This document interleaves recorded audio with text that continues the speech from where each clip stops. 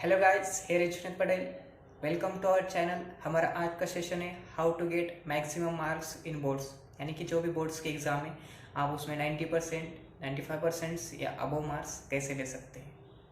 तो आप सभी जानते हैं, हम सभी लोग 2-3 महीने से लॉकडाउन में बंद है, घर में बंद है। पिछले 4 महीने हो गए, घर से बाहर नहीं है। सभी स्टूडेंट्स परेशान हैं कि अब 2021 में बोर्ड्स की एग्ज़ाम आएगी, पढ़ाई कैसे करनी है, या एजुकेशन कैसे होगा, स्कूल्स कैसे चालू होंगे, कॉलेजेस कैसे चालू होंगे, पढ़ाई कैसे चालू होगी। तो इन बात का टेंशन लेने की हमको ज़रूरत नहीं है। फ़िलहाल हमें सिर्फ पढ़ाई पे ध्यान देना है।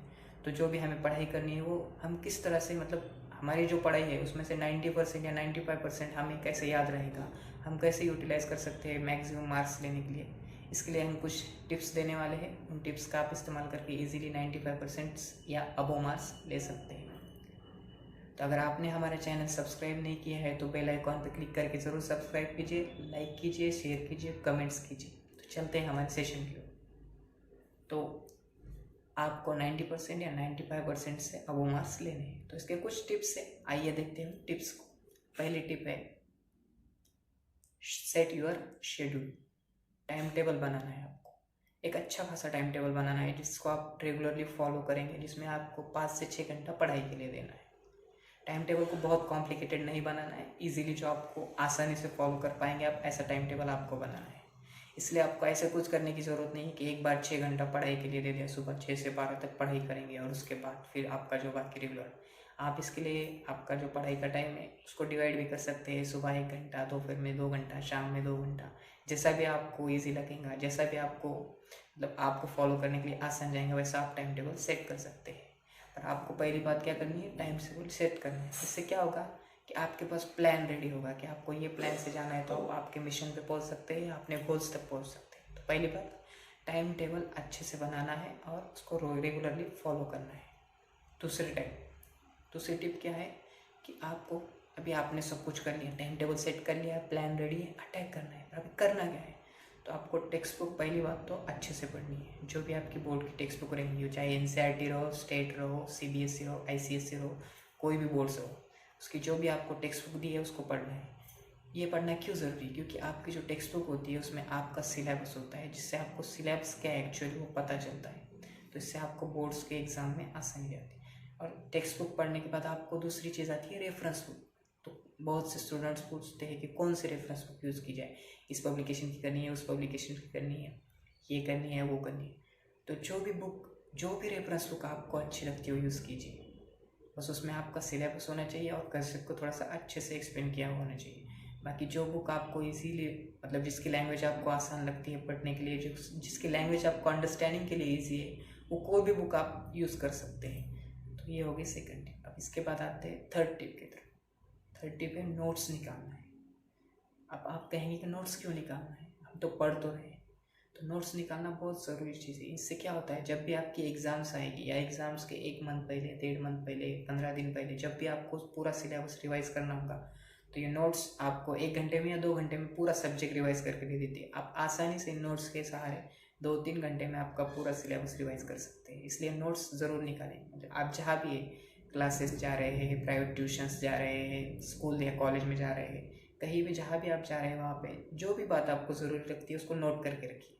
ऐसा नहीं करना है कि पूरा पैराग्राफ लिख लिया और इसको नोट्स बनाए। 2-3 लाइन लिखना है, 2-3 वर्ड ऐसे पिकअप करने जिससे आपको पूरा कंसेप्ट याद आ जाए। मतलब जब आप वो 2 वर्ड पढ़ेंगे तो आपको पूरा कंसेप्ट, मतलब आपके माइंड में रिवाइंड हो जाए। ऐसा कुछ 2-3 वर्ड, 1 लाइन, 2 लाइन आपको नोट करनी है। ओके।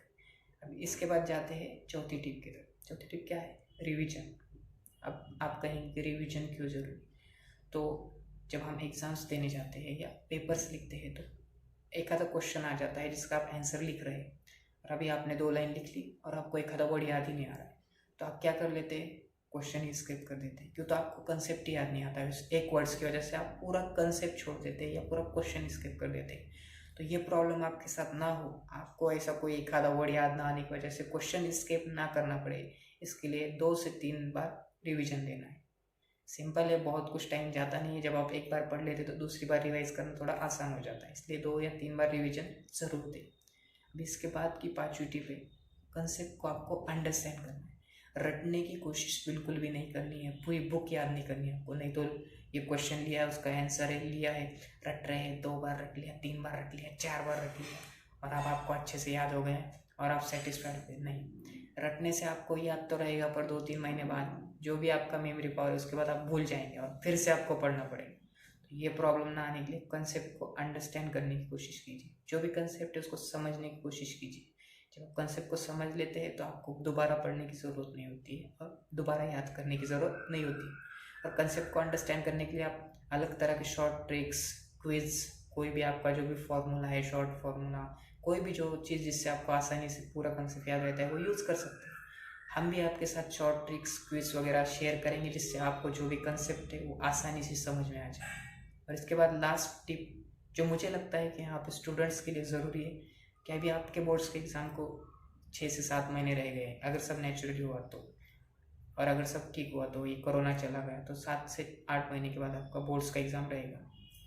तो इन 7 से 8 महीने में हमें पॉजिटिव माइंडसेट और हमारे टाइम टेबल को रेगुलरली फॉलो करना है। नहीं तो हमारा क्या हो जाता है, आज टाइम टेबल बना लिया, पिछले 15 कल स्टार्ट किया, 15 दिन बहुत अच्छे से फॉलो किया, 16वें दिन भूल गए, 17वें दिन थोड़ा और भूल गए, 18वें दिन बाहर चले गए, टाइम पास कर लिया, ये कर लिया वो कर लिया और टाइम टेबल पीछे छूट गए। यानी कि क्या हो गया, आपने स्टार्ट तो किया पर बीच में छोड़ दिया। तो आपको ये बिल्कुल भी नहीं करना है, बीच में छोड़ना नहीं है। स्टार्ट करने के बाद उसको कंटिन्यू रखना है जब तक आपकी एग्ज़ाम्स नहीं हो जाती। तो इसके लिए आप क्या कर सकते हैं, पॉजिटिव माइंडसेट के लिए सुबह आप मेडिटेशन कर सकते हैं, योगा कर सकते हैं, एक्सरसाइज कर सकते हैं, पॉजिटिव थॉट्स वाली बुक्स पढ़िए, मोटिवेशनल बुक्स पढ़िए, मोटिवेशनल वीडियोस देखिए, जिससे आप डिस्ट्रैक्ट कम हो गई, आपका जो भी डिस्ट्रैक्ट करने वाली चीज़ें है वो आपको थोड़ी सी हट जाएंगी, साइड में हो जाएंगी और आपके जो भी गोल है या मिशन है उसकी तरफ फोकस्ड रहेंगे। तो जो भी 6 से 7 महीने, 8 महीने, जो भी टाइम आपके पास बचा है उसमें आपको पॉजिटिव माइंडसेट कंटिन्यू रखना है और अपने गोल्स को, अपने मिशंस पर फोकस कंटिन्यू रखना है। अपने को फोकस से दूर नहीं होना है कि आपको ये गोल रीच करना है। आपको उस गोल पे जाने से पहले आप अपना माइंडसेट चेंज ना करें, डाइवर्ट ना हो। ओके, तो ये थी कुछ छोटी 5-6 टिप्स जिससे आप आसानी से 95% या अबव मार्क्स ले सकते हैं। तो इन टिप्स को फॉलो कीजिए और वीडियो पसंद आए तो लाइक कीजिए, शेयर कीजिए, कमेंट कीजिए और चैनल को ज़रूर सब्सक्राइब कीजिए। Thank you, good luck.